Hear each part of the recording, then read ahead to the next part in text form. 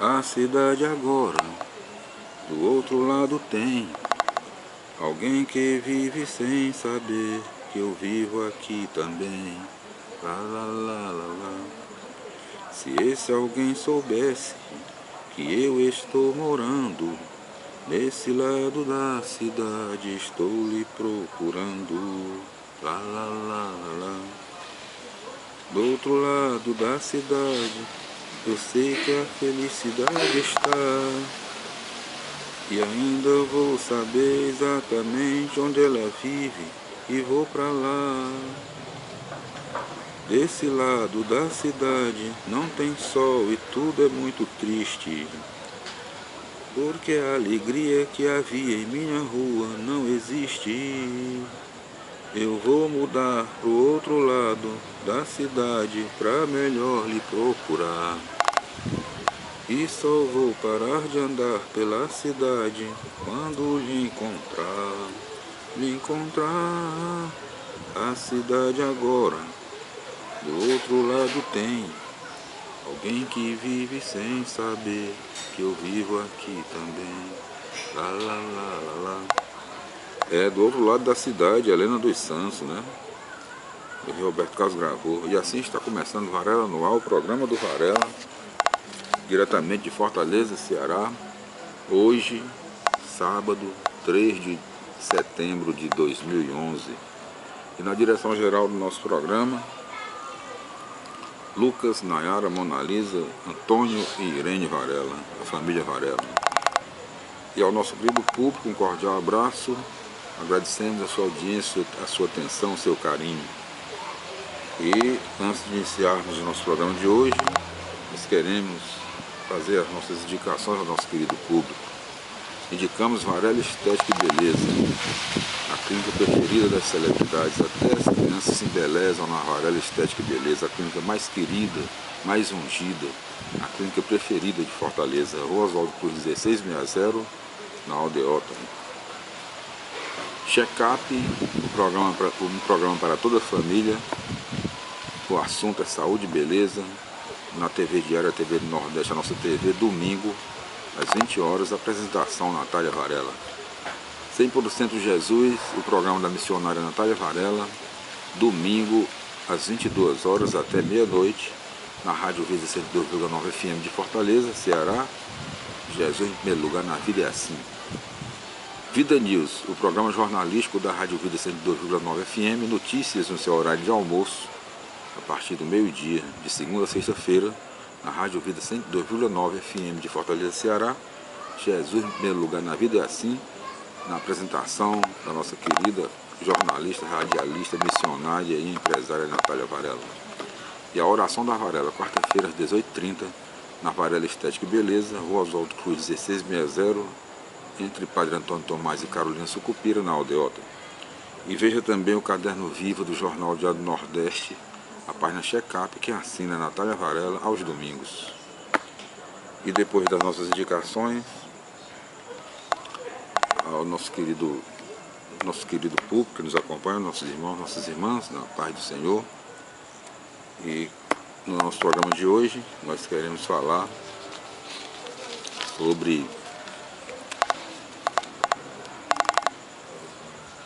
que Paulo falou, o apóstolo Paulo nos lembra nas suas cartas, que ele fala sobre a vã doutrina, a doutrina verdadeira, pregada pelo Senhor Jesus Cristo, nosso Deus Salvador, pelos seus discípulos, pelos seus apóstolos, a doutrina sã, a sã doutrina, a doutrina verdadeira, a doutrina pura, que chegaria um tempo que a doutrina seria muito pesada, ninguém queria mais, vai chegar um tempo em que ninguém vai mais suportar a sã doutrina, a doutrina verdadeira de Jesus Cristo. E nós estamos presenciando nos dias atuais e se constatando o que o apóstolo Paulo chamou a atenção de todos nas suas cartas. Nesse sentido, o próprio Senhor Jesus Cristo falou sobre a divisão do rebanho. Nosso Senhor Jesus Cristo, ele veio, morreu pela nação. Naquele tempo se imaginava só por Israel, mas nós sabemos hoje que Jesus morreu pelo seu povo, por todos os seres humanos, os filhos de Deus. Morreu para unir o seu povo. E também morreu para pagar os nossos pecados, para que nós fôssemos perdoados, né, pelos nossos pecados. Jesus levou todo o peso, todos os pecados. Tanto que, num determinado momento da crucificação, lá no Gólgota, Jesus crucificado, com todos os pecados da humanidade nos seus ombros, o Senhor Deus se afastou, virou as costas para ele. Foi o momento em que ele disse: Pai, por que me abandonaste? É porque o Senhor nosso Deus é puro, inocente, ele não convive com o pecado, ele não suporta o pecado. Naquele momento seu filho estava com o pecado do mundo inteiro nas costas. Então, o próprio Senhor Jesus, nosso Deus, Salvador nosso, disse: eu sou o bom pastor, e o bom pastor dá a vida pelas suas ovelhas. Na verdade, ele deu a vida por nós, por todos nós seres humanos. Ele deu a vida para nos salvar. Nós somos salvos pelo sangue e pela morte do nosso Senhor Jesus Cristo, nosso Deus e Salvador nosso. E ele disse: e as minhas ovelhas me conhecem, e eu conheço minhas ovelhas pelo nome. Então, o Senhor Jesus morreu para nos salvar, para levar consigo todos os nossos pecados, para que nós pudéssemos ficar puros, e ele ressuscitou para nos dar o direito também, como ele prometeu. É promessa certa, essa aí não tem a menor dúvida. Ele prometeu que nos ressuscitará no último dia. Mas tem o se você fizer o que ele diz, né? Que Jesus diz: olha, se você comer do meu sangue, beber do meu sangue, comer a minha carne, eu o ressuscitarei no último dia. Tem o se. Então é o livre-arbítrio. Se você quiser ser ressuscitado para a vida eterna, para a salvação eterna, para o reino de Deus, para a glória do Senhor nosso Deus, para o reino dos céus, tem que completar esse si, tem que fazer o que Jesus está dizendo. Todo aquele que comer do meu corpo, bebeu do meu sangue, comer do meu corpo, eu ressuscitarei no último dia. Então, devemos seguir. Quem quiser se salvar, ser ressuscitado, tem que fazer o que ele disse, o que ele prometeu. Mas hoje, o que nós vemos hoje na nossa época atual, o Senhor Jesus morreu também para unir o povo de Deus, seus cordeiros, suas ovelhas, seu rebanho. O povo de Deus é um só povo. E Jesus morreu justamente pelos nossos pecados, para que possamos ter direito à vida eterna que ele prometeu, que ele ganhou, né? O direito, nós ganhamos o direito, e Jesus nos deu esse direito, porque morreu e ressuscitou por nós, para que possamos também ser ressuscitados para a vida eterna. Mas é muito importante saber que ele precisa unir, Jesus quer a união do seu povo, um só povo. E nós sabemos que o povo de Deus está disperso, está dividido. Uns são católicos romanos, apostólicos romanos, outros são católicos brasileiros, Igreja Católica Brasileira, outros são a Igreja Católica Ortodoxa lá da Inglaterra, outros são protestantes, né, nossos irmãos evangélicos, nossos irmãos crentes, né? Outros são, vamos dizer assim, espíritas, né? E tantos assim. Tem os seguidores de Maomé, né, que são os descendentes de Ismael, que é filho de Abraão com a escrava Agar, cujo profeta é Maomé. Outros têm os seguidores de Buda e por aí vai. Quer dizer, o povo de Deus dividido, disperso. E nosso Senhor Jesus Cristo falou sobre essa dispersão. Nosso Senhor Jesus Cristo, a luta dele é justamente para unir o seu povo. Não conseguiu ainda porque não depende de Jesus, depende também do si, do nosso si, da nossa vontade, da vontade do próprio povo. próprio povo é que tem que provocar essa unidade, essa união. E nosso Senhor Jesus Cristo deseja isso, ensina isso aí, como se deve fazer para unir o povo, mas depende do povo, porque é o livre-arbítrio, ele não pode, ele quer todo mundo, ele não quer que ninguém se perca, mas o povo é que tem que fazer a forcinha, tem que saber. Ele deu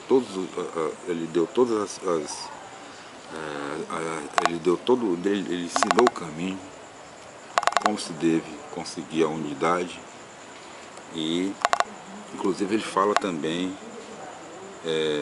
sobre a dispersão das ovelhas, né? O lobo devorador feroz que não poupará o rebanho, quer dizer, não terá piedade. Esse lobo devorador feroz, ele atacará o rebanho e dispersará esse rebanho, né? É preciso ter muito cuidado com o lobo devorador, aquele lobo que faz justamente o trabalho contrário ao que o Senhor Jesus Cristo, nosso Deus Salvador, nos fez. Jesus sempre lutou pela unidade do seu povo, pregou a boa nova do reino de Deus, sempre falando de unidade, de união. Olhem, amai-vos uns aos outros como eu vos tenho amados. Se unam, não se separem, não se dividam. É um só povo de Deus.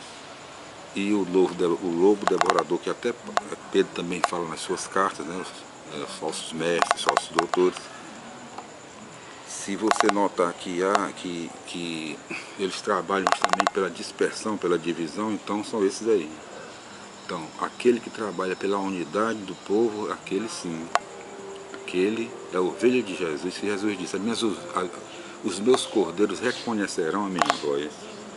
E aonde houver concórdia, aonde houver unidade, aonde houver paz, aonde houver verdade e justiça, assim, o Senhor Jesus estará ali e nós estaremos com Ele, nós somos dele, o povo dele. Nós queremos a união de todo ser humano na face da terra, que é o trabalho que o Senhor Jesus fez na terra, pregando o reino de Deus e ensinando seus apóstolos também, e de ao mundo inteiro e pregar o Evangelho, né, a todas as criaturas. E o que é isso aí? É unidade, é unindo o povo, pregando o Evangelho. Cada vez que você prega, você está unindo, chamando o povo de Deus para se unir num só povo. E quando você, meu irmão, minha irmã, na paz do Senhor, conhecer a verdade vos libertará. Quando você vê, seja quem for, não importa a religião, a igreja, não importa se é católico, não importa se é protestante, não importa se é budista, não importa se é judeu, não importa se é islâmico ou espírita, não interessa. Se essa pessoa estiver praticando a verdade e a justiça e a unidade, buscando, lutando pela unidade, esse aí é nosso, é de nós, como nós dizemos, é de Jesus, é do Senhor nosso Deus. Todo aquele que luta pela unidade, pela verdade, pela justiça é de Deus. Agora aquele que luta para dispersar, para dividir, fique de olho vivo, de orelha em pé. É preciso muito cuidado, não sei o que digo aqui no Evangelho de Jesus. Jesus fala sobre isso, sobre o lobo devorador que dispersa o rebanho, não poupará o rebanho. Jesus disse que é o bom pastor, que o bom pastor dá a vida pelas suas ovelhas, dá a vida para a unidade, para unir. Se são 100, existe um disperso, ele deixa esses aqui, 99 que são salvos, atrás do perdido, da ovelha perdida, da centésima. Isso aí é unir. A maior obra do Senhor Jesus que ele fez, e todo filho de Deus, todo aquele que confessa o Senhor Jesus como seu Salvador, seu Mestre, seu Deus e Salvador, a missão é unir todo o povo na face da terra, todo o povo, porque todos nós somos filhos de Deus. Bom, depois nós voltaremos na calma, que essas passagens aí, Paulo, Pedro falam sobre isso, né, sobre a unidade, sobre os falsos mestres, os falsos doutores que com palavras adocicadas, né, com palavras lisonjeiras, enganam, seduzem o coração humilde, aquele coração humilde. E muitos entre os salvos os seguirão nas suas desordens. Ele diz que existe uma ordem, uma desordem. A ordem, aqueles que formam essa corrente da ordem são aqueles que pregam a verdade a verdade, a justiça e pregam a unidade. Unir e não dispersar, não dividir. Esses sim são na ordem. E a desordem é aqueles que desunem, que dispersam, que são esses lobos devoradores e ferozes que não pouparão o rebanho.